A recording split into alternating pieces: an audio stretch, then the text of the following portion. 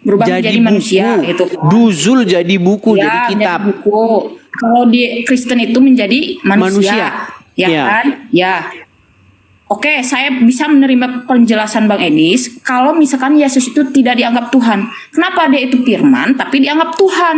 Kalau di Islam kan Quran ya, Dianggap Tuhan bukan tuh apa Tuhan, maksudnya bukan dianggap Tuhan? Apa maksudnya dianggap Tuhan? Maksudnya dianggap Yesus itu Bapa di surga gitu? Bukan, kata Bang Enis kan Yesus, Bapa di sorga dan Roh Kudus itu satu kan? Satu kesatuan. Iya, satu, tetapi bukan berarti Yesus itu adalah Bapa itu sendiri.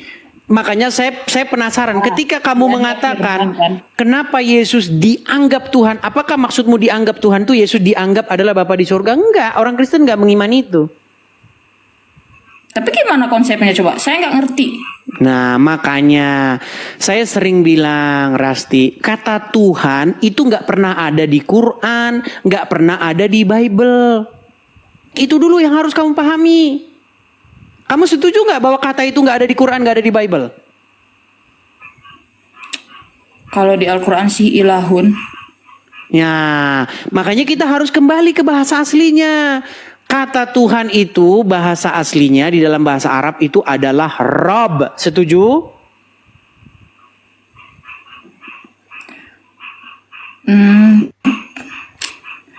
Nggak bisa gitu juga sih. Kata Rob juga bisa disebutkan di manusia seperti Innahu Rabbi Ahsana Maswai dalam surat Yusuf. Iya, jadi kata Rob itu maknanya artinya adalah sesuatu yang kepadanya seseorang itu menaklukkan diri. Itu arti Rob itu. Sesuatu yang kepadanya orang itu dikendalikan, diatur, dididik. Itu Rob itu. Arti daripada Rob itu adalah yang demikian. Enggak, maaf. Jadi Yesus itu dianggap Rob dalam diksi Tuhan atau Tuhan atau udah pendidik. Saya bilang tidak ada kata Tuhan, tidak ada kata Tuhan di dalam Bible, tidak ada kata Tuhan, tidak ada kata Tuhan di dalam Quran. Iya, jadi maksud Bang, muter lagi kan? Saya nggak ngerti bener. Yesus itu jadi, tapi kan kenapa ada kalian itu selalu ada Yesus misalkan di gereja patungnya, terus nempel di salib, disembah-sembah gitu-gitu kan. Kalau begitu pantasnya kalau Islam. Oke, baik. Baik, sekarang saya tanya. Umat Islam pergi ke Arab sana, di sana ada batu kotak warna hitam, di sana sembah sujud-sujud, bener nggak? Itu bukan menyembah batu. Nah, standar ganda mulai.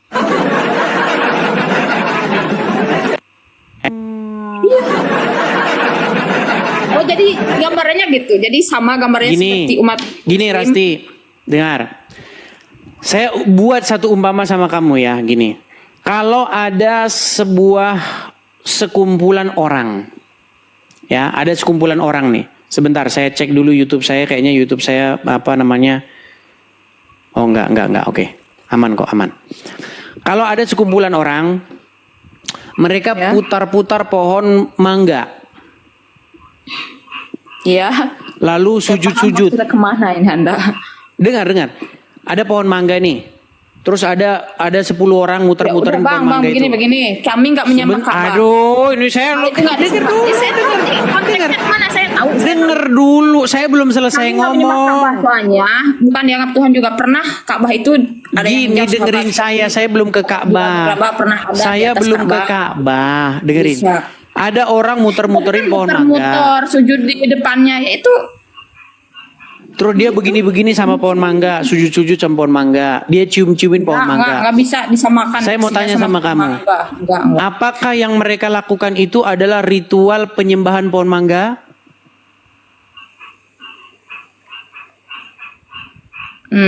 Bingung juga jawabnya ini. Gimana sih? Tapi kalau pohon mangganya diganti Ka'bah dengan secepat kilat, kamu akan mengatakan itu bukan penyembah. Nah, oke. Inilah saya bilang kalian itu punya standar ganda. Nggak ada perintahnya. Kalau tawaf di Ka'bah dan kiblat ke Ka'bah itu emang udah Oke, diperintahkan baik. sama Allah. Berarti Jadi logika nggak kamu bisa, tuh seperti ini. nggak bisa disamakan Logika di sana. kamu seperti ini, dengar. Ini logika kamu. Ini ada Kayak air, gitu juga. ini gelas. Di dalamnya ada air. Ya. Kalau saya begini kan, glek, glek, glek, masuk ke dalam perut saya, itu namanya minum, betul? Ya, Kalau disuruh, namanya minum nggak? ya sama aja minum. Sama aja. Kalau disuruh perbuatan itu begini, tetap namanya minum. Mau disuruh, mau nggak disuruh, tetap namanya minum. Nah, kalau orang putar-putar pohon mangga, begini-begini sama pohon mangga, namanya nyembah pohon mangga. Kalau disuruh artinya nggak nyembah pohon mangga. Kenapa tidak nyembah? Karena disuruh. Konteks ibadah. Jadi analoginya Memang kalian ini, waduh, pantas IQ gorila. Konteks ibadah Bang Edis. Jadi analoginya nggak masuk. Saya sebenarnya sangat sedih hati saya ya ketika ada sebuah survei terhadap bangsa-bangsa. Prihatin dan sangat miris bahwa bangsa kita Indonesia itu masuk kepada kategori-kategori IQ ya, ras yang IQ-nya rendah seperti gorila. Ternyata setelah saya selidiki secara mendalam, ternyata saudara-saudara, mereka adalah kaum muslimin wal muslimat. Apalagi kaum wanitanya. Yang ngomong loh, yang ngomong IQ-nya itu separuh itu Muhammad loh. Muter-muter nggak bah. Jangan dengar. Saya tidak menyalahkan survei itu, tapi itu kan surveinya kepada umat muslim, terutama kepada kaum wanitanya. Karena kata Muhammad, IQ perempuan, akal wanita itu hak jongkok separuh. Oke, kalau kalian tidak Macet. terima disebut kalian menyembah Pencet salib. tombol lari. Pencet tombol lari. Enggak, kemarin saya lobet beneran. Ini Saya nggak tanda-tanda bohong. mau lari nih teman-teman. Sudah Tuh, saya dimatikan. lobet. Bang Edis.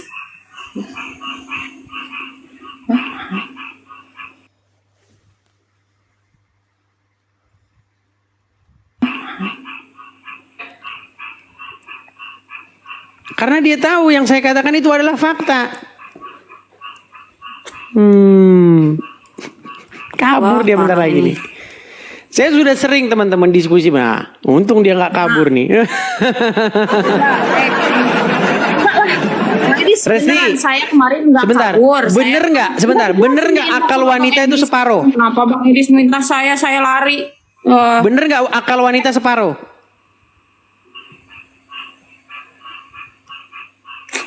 Nggak tahu ah. Saya nggak mau jawab. Sudahlah, Oke, sudah. bentar dulu. Jangan Saya udah diterus-teruskan jawab lagi, pertanyaan Bang Rasti. Edis. Saya Ya. mau nanya, kalau misalkan umat Kristen tidak menyembah salib, kenapa nggak ada yang berani Baik, menginjak saya salib jawab. seperti kami menyembah? Saya jawab. Gini, Nah, kami tidak pernah ada di gereja. Kalau misalnya kamu main ke gereja saya, di gereja bukan saya menyembah itu salib ya sih, di sini, bukan bahkan nggak ada kayak begituan, nggak ada. Patung apa nggak ada di saya gereja kami itu bukan- gini-gini sama salib tuh nggak ada. tapi yang ibadah di gereja kayak gitu kok. Kalau kamu lihat yang seperti itu bukan gereja saya. Ada sebagian ya orang-orang yang ada patung begitu ya, dia di patung-patung gini ada, tapi itu tidak sesuai dengan ajaran agama Kristen. Oh, jadi Di dalam Abang agama Edis ini Kristen dikatakan, jangan membuat bagimu patung yang menyerupai apapun, baik yang ada di langit, di bumi, di bawah bumi, di air. Jangan sujud menyembah kepadanya. Ada. Oke. Kalau Oke, ada saya orang menghormati- Kristen yang masih sujud-sujud ada patung begitu, saya katakan itu dia tidak ngerti Bible.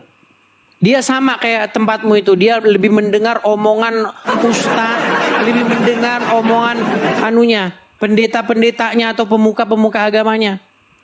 Iya. Malah tergantung, Ustaz, juga ada yang menyesatkan, ada yang enggak. Lah iya. Atas semuanya. Makanya Kristen itu bukan kata pendeta, bukan kata Edis TV, bukan kata bukan kata pemuka agamanya. Kristen itu adalah apa yang Bible katakan. Christian is what the Bible says, what the people say. Tuh. Kristen adalah apa yang Bible katakan, bukan apa yang kata orang katakan. Jadi aliran Bang Edis ini Kristen apa? Protestan, Katolik atau apa? Saya nggak mau menyebut Kristen golongan-golongan apa. Saya bilang saja saya Kristen yang Wah, sesuai dengan kenapa apa sih, yang Bang kata Edis? Bible. Kenapa? Loh, karena ajaran Saya nanya Kristen gini, itu emang adalah kalau apa yang mengakui diajarkan aliran di dalam Kristen apa? Bible, bukan apa yang diomongin pendeta, bukan apa yang diomongin pemuka agama. Kalau pemuka agama mengatakan sesuai dengan apa yang dikatakan Bible, nah baru. Nah, gereja kami kebetulan gereja yang sehat. Pendetanya mengajarkan apa yang diajarkan Bible. Kalau gereja nggak sehat, ngapain saya ke situ? Kan gitu. Jadi kalau yang nyembah patung Yesus itu apa itunya alirannya? Ya, saya mengatakan bahwa di dalam ajaran Kristen tidak boleh Anda sujud menyembah kepada patung. Mau itu patungnya siapa kayak, mau patungnya kucing, mau patungnya siapa, nggak bisa. Tapi kalau hanya mendirikan sebuah monumen patung untuk memperingati atau untuk menggambarkan kepada para penonton satu peristiwa di baliknya, boleh-boleh saja. Contoh, ketika saya sedang main ke rumah sakit, di situ saya lihat ada di situ ada patung Petrus, kemudian di situ ada ayam. Itu menggambarkan bagaimana Petrus menyangkal Yesus dan di situ ayam berkokok. Gak apa-apa, itu seni bagus. Itu untuk mengingatkan kembali kepada peristiwa yang terjadi di masa lalu. Tapi kalau Anda begini-begini sama patung itu, nah itu yang udah gak beres. Apa aliran yang begini-begini sama patung Yesus itu Saya nggak aliran? tahu. Apa? Yang jelas ada orang-orang yang seperti itu ada. Biasanya kamu serba tahu. Masa agama saya kamu tahu, Bu, tapi Nanti agama kalau saya bilang begitu, nanti orang jadi salah paham. Begitu loh. kan abang juga gak mau agamanya disalahpahamin, begitu juga saya. Loh, sekarang saya tanya, yang pergi ke Arab sono, yang cium-cium batu, betulkah itu semua golongan dari golongan agama Islam? Ya betul. Betul. Karena ada contoh dari Nabi. Apakah itu oknum? Oknum itu kan konotasinya Tidak, negatif. justru itulah orang Islam yang sejati. Nah, kalau ada orang Kristen yang masih Kan Bang Edis begini-begini sama menghargai patung, saya. ada patung terus begini-begini. Menghargai Bang Edis ngobrol beberapa Nah, itu menit. saya bilang oknum. Ajaran Kristen nggak seperti itu. Buka di dalam Bible itu jelas. Jangan membuat bagimu patung yang menyerupai apapun, baik yang ada di langit, baik yang ada di bumi, baik yang ada di bawah air. Untuk sujud menyembah kepadanya. Jelas, ya kan? Oke, jelas, gak apa-apa. Saya menghormati Mau pendapat apa lagi? Anda. Mau sampai jungkir balik pun, mau siapa yang ngomong juga nggak ada yang bisa bantah itu. Oke. Tapi gini ya, saya mau menjelaskan dulu masalah mencium Hajar Aswad. Pertama itu ada contoh dari Nabi. Dan kedua, mencium Hajar Aswad itu sebenarnya hukumnya sunat, nggak wajib. Tapi banyak umat muslim yang Apakah kadang Hajar Aswad bisa membahayakan mendatangkan dirinya. manfaat Itu atau sebenarnya mudarat? salah kaplah bukan cium tapi istilam. Istilam itu cukup dari jauh baik. gitu. Pertanyaan Dari saya, jauh apakah itu berbuat demikian salah kepada paham. Hajar Aswad itu bisa mendatangkan manfaat?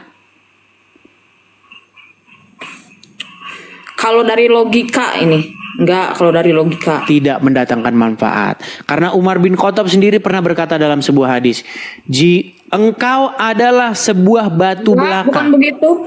Gimana? Jika seandainya Nabi tidak mencium engkau, aku tidak akan melakukannya. Oke. Umar bin Khattab kan bergejolak tuh di dalam hatinya. Ya, makanya dia sampai Siap, ngomong, Bapak. "Hei, kamu adalah sebuah batu belaka yang tidak dapat mendatangkan manfaat ataupun bahaya. Jikalau aku tidak melihat Rasulullah menciummu, maka aku tidak akan menciummu," kata Umar bin Khattab. Betul? Ya. Sekarang pertanyaan saya, berarti mencium batu itu adalah perbuatan yang sia-sia atau perbuatan yang mubazir. Karena apa? Karena batu itu tidak bisa mendatangkan manfaat ataupun bahaya. Betul? Enggak, saya tidak bisa mengatakan betul dulu. Ini saya bilang ini sulit nih kalau ngomong. Itu namanya mubazir. Coba definisi mubazir apa? Mubazir itu sia-sia. Nggak ada manfaatnya, kegunaannya nggak ada. Harta, waktu atau energi secara tidak perlu dan Iya, tidak ada tidak perlu. kaitannya dalam agama atau sosial, norma sosial dan budaya. Kali ini ada tuntutannya dalam agama, berarti nggak disebut mubazir, Bang Edis. Sebentar, saya tanya Nah, sama iya kan? kamu. Nggak clearin dulu nggak? Nyiumin batu ada manfaatnya nggak? Nggak perlu saya jawab, bukan udah tadi dijawab. Aduh, Umar bin Khattab kan sudah bilang batu itu hanyalah batu saja, nggak bisa mendatangkan manfaat atau bahaya, betul? Iya, tapi nggak disebut mubazir juga. Kalau Umar bin Khattab mengatakan mubazir, iya. Tapi lihat tuh definisi mubazir. Pertanyaan saya apa gini, dulu. ketika kamu tidak bisa menunjukkan manfaatnya di saat itulah itu perbuatan mubazir. Contoh, saya kasih contoh nih. Ini gelas nih, gelas. Saya gini-giniin. Kalau Coba gini nggak tunjukin masuk. manfaatnya apa? Nggak, sebutin Analoginya manfaat nggak tadi, masuk. perbuatan ini. Apa manfaat perbuatan ini? Coba, sebutin manfaatnya apa? Sebutkan. Oke, karena di sana